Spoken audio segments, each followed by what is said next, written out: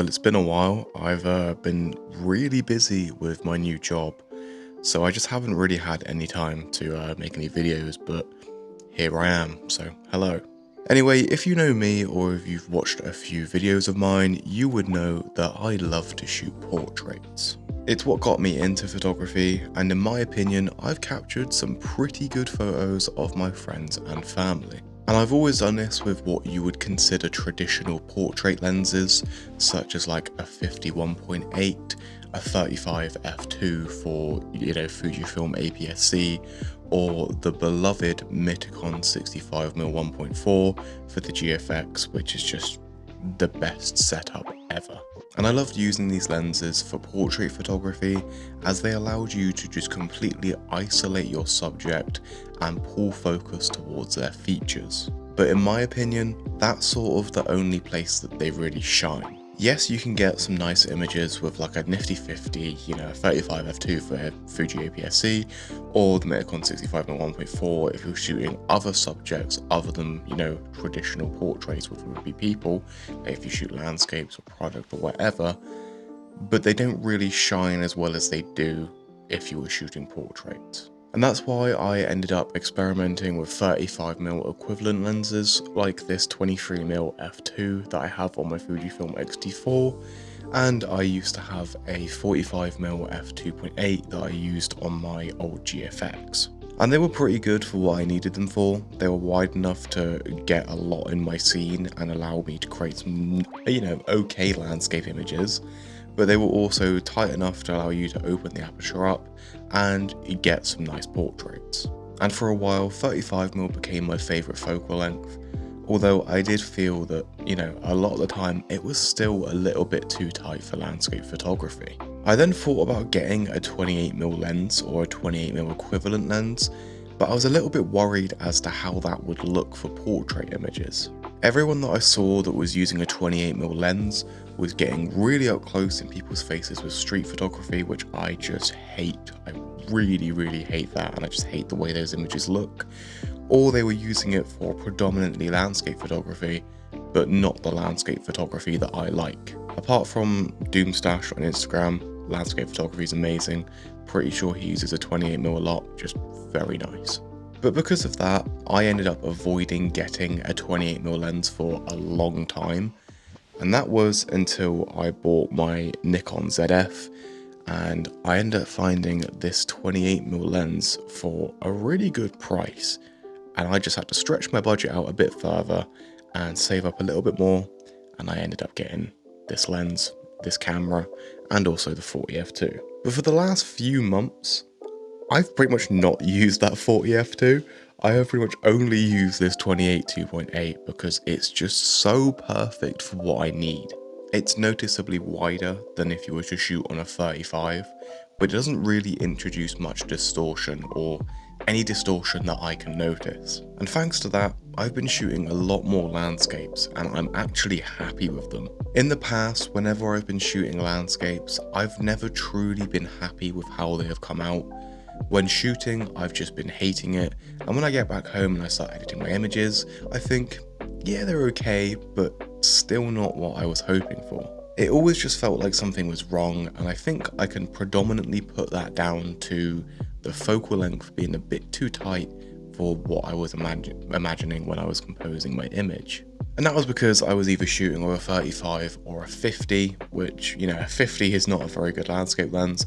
A 35 is a bit more of a traditional landscape lens, but still not as traditional as a 28. But since I've got this, traditional landscape lens, this 28mm here, I have just been really liking my images, and basically everything that I have shot has turned out almost exactly how I imagined it when I was just, composing with my eyes. I've been looking around, finding a subject there, thinking what could go in the frame, stopping down to f8 or 11, pulling the camera up to my eye, and pretty much like 9 times out of 10 I go, oh, that looks exactly how I imagined composing it. Which I always thought that 35mm was like that for me for a while, because, I'd pull the camera up to my eye and I'd be like, okay, that's very similar to how I imagined it. But after using this 28mm, and every time I use a 35mm, I just go, Oh, okay, yeah, that's not as close as I imagined. But because the 28mm focal length is so similar to how I imagine my images in my head, it ends up being really good for portrait photography as well. I can envision a portrait of someone, stand in the position where it looks best just from their eyes, pull my camera up to my face, and I'll be within a few inches of this portrait looking exactly how I imagined it with my eyes.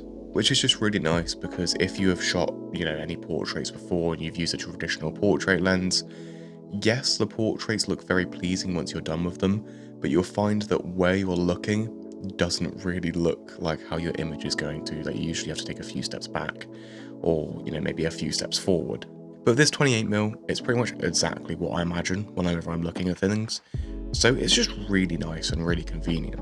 And that's not the only thing about this lens which is good for portraits.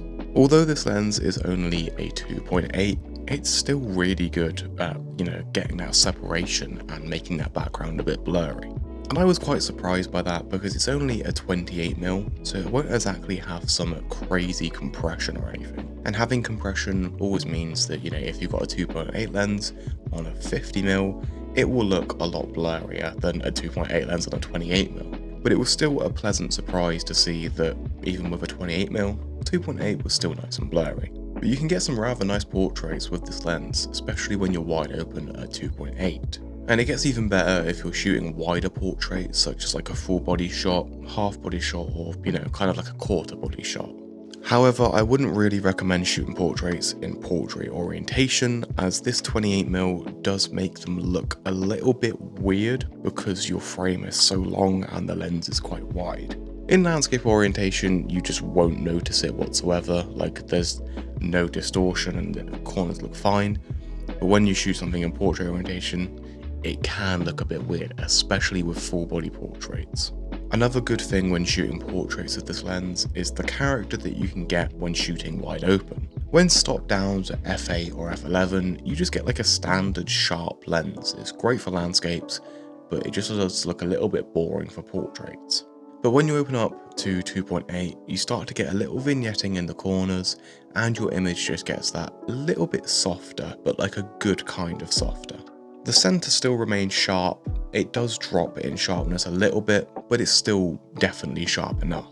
But having those softer corners means that you get a unique look that sort of reminds me of some older lenses, like the 35mm or 28mm that I have for my Yashica FX3. And it also just helps your portraits look a lot less clinical, and I think having portraits that have some nice character to them is way better than having a portrait where everything is just the sharpest it can possibly be. It just looks a bit unnatural because obviously when you're looking with your eyes are pretty much just like sharp in the center and then blurry off to the side. And I think having that sort of look with portraits especially is really nice.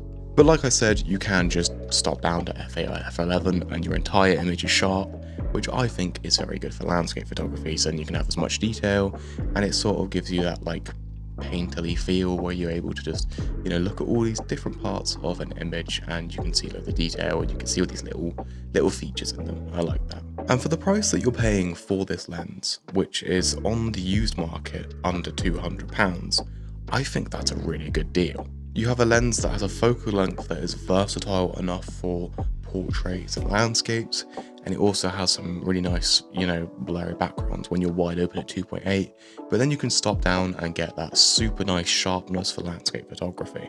And you also have that lovely character when you're wide open at 2.8. And for around £170 on the used market, or, just around £250 on a brand new market, that's a really good deal, and I would just take that any day of the week. But however, this lens isn't perfect, and there are some flaws which, you would expect for a budget lens. And the first flaw of this lens is a bit more of personal preference, but for portraits, I would much prefer to have a 1.4 aperture rather than a 2.8 aperture. The separation that you get at 1.4 is just insane. And in my opinion, I think the separation of 1.4 looks best on a 28mm or a 35mm. I'm not really that big of a fan of it on a 50mm, as I don't think there's a big enough difference between 1.4 and 1.8. But on a 28mm and a 35mm, the difference is insane.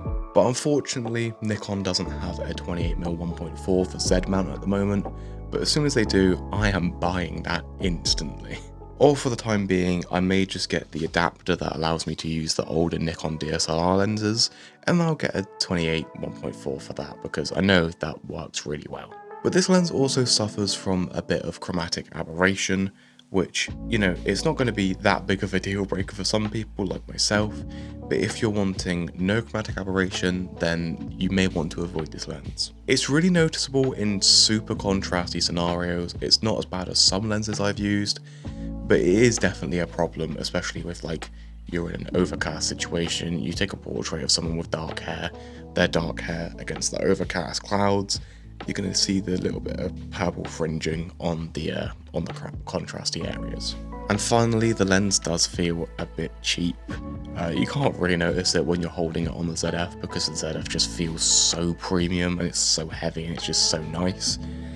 But when you're actually holding this lens by itself, or if you have anything to compare it to, like a Nifty 50, Canon Nifty 50, or even just if you have the 40 f2, which I don't know where that is now, seems to have disappeared, but they feel basically the same, like a Nifty 50 or the 40 f2.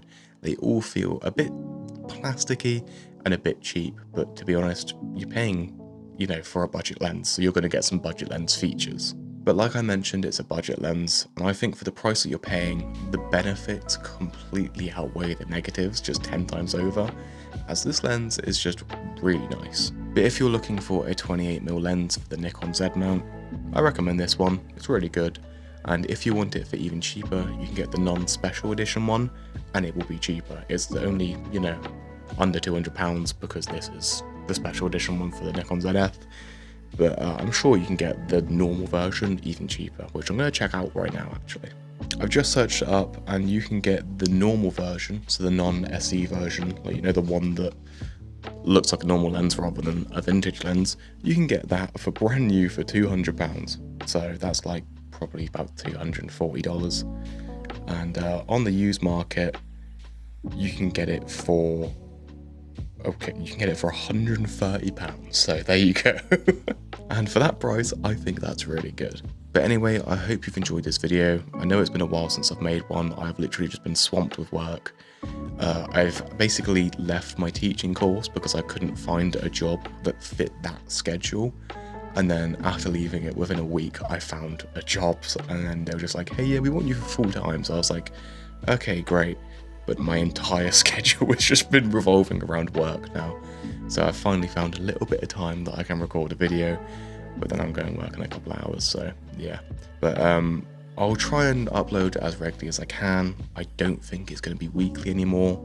It may be like, you know, once every fortnight, but I want to upload as much as I can, and I want my videos to still be interesting and decent quality.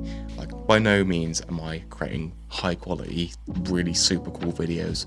I'm just talking about camera gear in my bedroom or going out and taking some photos, but I at least want them to be good videos. So yeah, if I miss a week here and there, it's because I don't have anything to post and I don't have enough time to post. So I hope you understand, but yeah. Anyway, I hope you enjoyed this video. I'll see you in the next one. Goodbye.